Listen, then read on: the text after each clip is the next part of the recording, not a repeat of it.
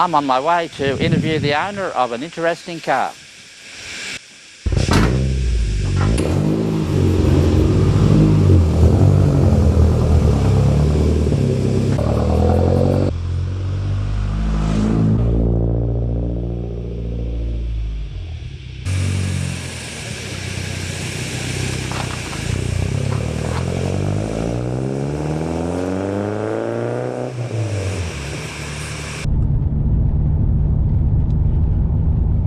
I'm just on my way to interview Peter about his Datsun 1600 rally car.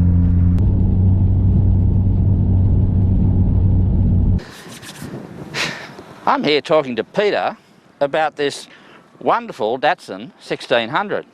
But before we get to the 1600, we might just talk a little bit about the past. What made you go, I want to go in a rally? Well, I really can't remember when I didn't. I seemed to be involved in cars as soon as I was able. So what sort of year was that first foray into a motorsport? Well, I'm 85 now. I was 19 when I got the first car, which was an old MGTD. Right. And it immediately went in I think the first event was a speed event, a gravel hill climb. Yep. Which wasn't very hill climbing. It started off by going downhill through a creek. Yep. From Central North Coast Sporting Car Club. Yeah, yeah. And then it just went on from there. Right, yep. So what was your first, like, proper rally car?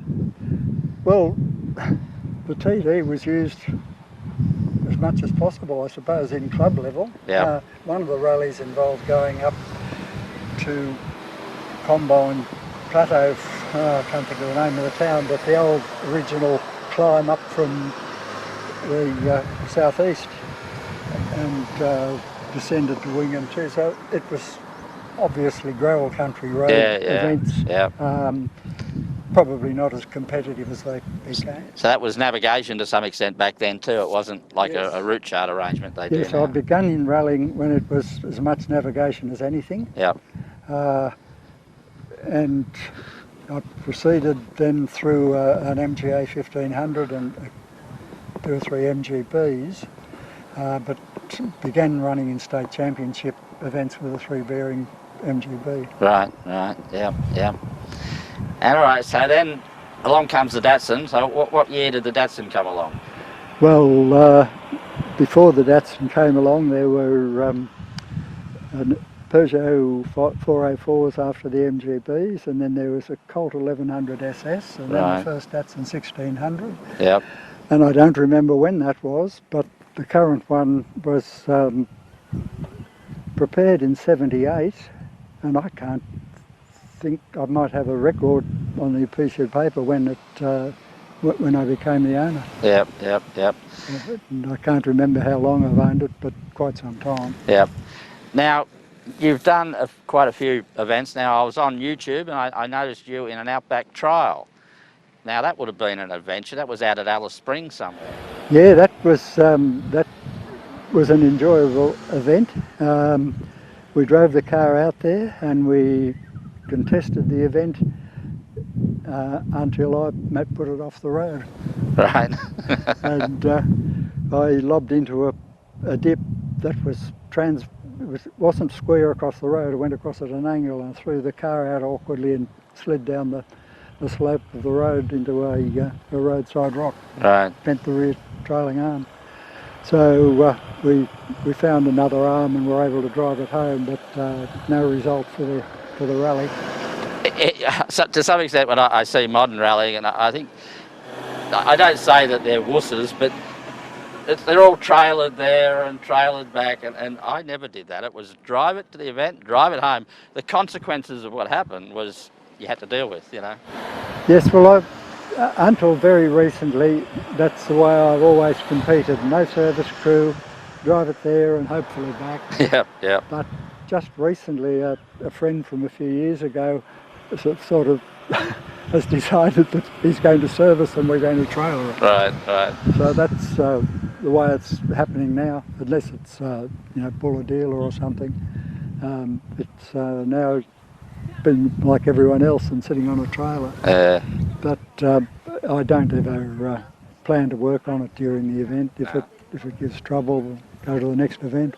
So the Outback Trail, what I saw, the red dust, it looked like it was a real thing. Like it was very challenging. They had a seeding stage at Alice Springs, and I think there were cars that weren't able to do it.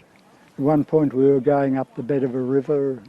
We were using some of the maintenance track that they use on the Fink Desert Rally, and it was a lot of people got bogged. And I think they did that deliberately because the event was going to be tough, and then that would tell people what they were sort of going to have to do. Right.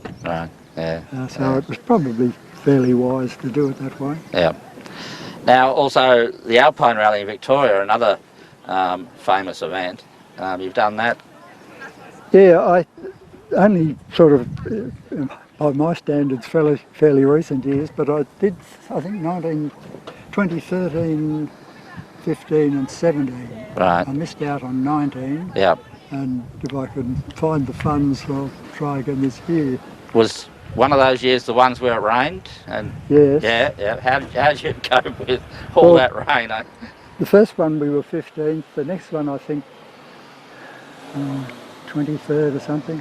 And then the one that it was wet, we were 38th. Yeah. And as much as anything, that came about because they seeded us at 73. Yeah. And the rain began after the first cars started the seeding stages. Yeah. And it became successively more difficult to drive. Yeah. I used to like wet rallies. I just found it more predictable, more comfortable, but watching it on YouTube, there was like puddles and people would hit them and just spear off. And it was very challenging, and at my age I don't have the confidence for the wet. Yeah.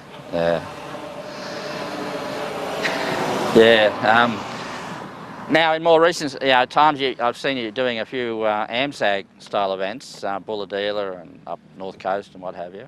How do they vary much from the CAMS events, or?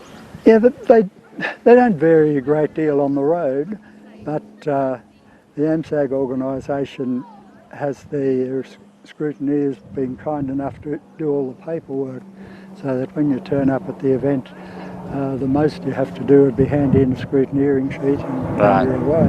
Yeah. The other thing is AMSAG haven't been so demanding on safety requirements. Not that I think they're lax, but a lot of people haven't been able to face the cost of keeping current with Motorsport Australia, and consequently last year I think the Nissan Car Club were unable to run their Buller Dealer rally for lack of entries, whereas the AMSAG event 2 or 3 weeks later had 50 starters. Yeah, I looked at that and saw that the Nissan event wasn't being run now, and I puzzled on why it didn't happen. One of the things I see in CAMS events that differ is that they have what they call regularity, they're calling it now, and you can go in them without a lot of the safety stuff that costs so much. It's really hard to argue against safety stuff. It is, you can't argue against it. It'll be a while before the competitors sort of gradually build up their equipment and sort of go back to running Motorsport Australia events. It is very hard for someone like me that might only do an event now and then. And that's like, you feel all right buying some very expensive item if you're going to use it. But sometimes you buy a crash helmet and it gets used once and then it sits around for donkey's years, and keeping everything current. Is the I battle. just currently bought 2 fire extinguishers today, and I think AMSAG are calling on you to have someone in the game inspect them every 6 months. Yeah. Well, I can't see that he can do anything other than look at it, see that the gauge is up to pressure and give it a few whacks with a rubber hammer and loosen the powder up. Yeah. we were doing that at one point. It was costing more to have them looked at than it was to go and buy a new one. So that's one little aspect I think that they're a bit severe on. But you know, as I say, and of course my level of car too isn't going to run into something as quickly as a four-wheel drive turbo. Yeah. So let's talk about the car. Now, no rally car is a standard Datsun 1600 or Ford Escort or whatever it may be. So let's start at the front. What sort of engine are we running? It's an Nissan L20 engine. It's 1998 and it quite a bit more compression, some carburetors and a very careful preparation of all the components. So what engine did that come, what car did they come out of? That was engine started in the 200 beam. All right, yep. And it has a competition clutch and a brass synchro 240k 5-speed gearbox with a couple of different ratios in it. Now they would be a hard thing to find now. 240k never weren't that common in the first place. That's true, and it took a tooth off the cluster a while ago, and the rebuilding of that cluster was the last time that Hollanders would be going to do one, I think. They're far too busy on modern stuff to get the time to do that. What about the diff here? Is this a 1600 or is it one of the other? It's a 240k diff and a 4:7 ratio. Is that a limited slip diff or? It is a limited slip, and I find the car more difficult to drive with a limited slip. Really? And quite often I feel like putting its open diff back in it. Okay, because I found mine became a lot more predictable. Well, I previously had a GB Galant and it was quite easy to drive on the limited slip diff, but the independent rear suspension on these make them more of a challenge. Oh, okay, yeah. And quite a lot of people who've put those differentials in have put a rear sway bar on to reduce the rear grip. Right, yeah. It's much nicer to drive at high speed than low. Yeah. I don't know if they'll ever get around to trying the open diff again, but I found that I was a lot more comfortable driving it that way. Well, brakes, are we standard? It's a brake package that Stuart Wilkins puts together. It has Commodore front calipers and rotors with a little bit of machining on them, and the back has the Commodore calipers, and it runs a Toyota Cressida rear rotor from the 1980s somewhere. Right. Once again with a little bit of machining. Yep. So that's a hydraulic handbrake in there? Yes. Do you find that works? Superbly. You don't need to be Arnold Schwarzenegger to heave on it? And now that with the limited slip, you need to be a lot more cautious with it. Yeah. And the open diff, you could sort of give it a fair whack on the handbrake and it wouldn't go right round, whereas now that's what it's inclined to do. Oh, right, yep. Now, let's talk about the unsavoury side of it. Have we crashed it? Have I crashed? Crashed it, yeah. Yes, I've damaged it a few times. Probably the worst effort was the one at in the Central Australian event, where it hit a combination of a tree and a rock, but it damaged a door and the rear trailing arm and made a parallel shape of the boot opening. Yeah, the boots are a bit weak in these, aren't they? Yeah. And I repaired it myself out of need. Yeah. And then, since then, I understeered off in mud and bumped the corner and did that. But it's about the limit of it. There's been some brushes and things. Yep. And, it hasn't come to too much harm. What about mechanical failures in an event? Have we blown any engines up or anything spectacular? No. The original engine lasted from when Kevin Mason built it and fitted it, and it came through till not long before I bought it, when one of the previous owners, Kevin, put rings and bearings in it while he owned it. and then it's come through. Well, the current engine's only done 20,000 miles. He built a new one for it, but it did early on blow a head gasket, and we found we had to go for some better quality studs and nuts and a better quality head gasket for the compression ratio. Right, right. No sort of major braking, suspension, nothing? No, Brakes? it sort of do an occasional pair of rear wheel bearings and Yeah. oh, that's right. I did move to a stronger steering box from a 1600 box to a 180B box, and they've been stiffening in the suspension in the areas that they tend to bend. But really, it's been pretty free of phase. Well, steering boxes, you'd probably have trouble finding someone to fix them now because... Well, I don't know whether you'd buy the parts to rebuild a box now. I think it's just a case of scouring the wrecking yards and coming up with the best you can find. So how is it for parts like, well, you have to keep track of what parts you've used over years with what ball joints it has or whatever it might be, but I've got the impression Japanese cars are, like I've got British cars and you can buy anything for them pretty well. They remanufacture it. They arrive and they got a little sticker on them saying made in India or something, or made in Argentina, but you can just about get anything you want, but not my Japanese car. Well, the thing with the Datsun is that a lot of parts are interchangeable, and on top of that, with Stuart Wilkins and another guy in Penrith who are preparing them, they've worked around any of the failures. Right. And if there's a part you can't get, they've figured a way of bypassing it.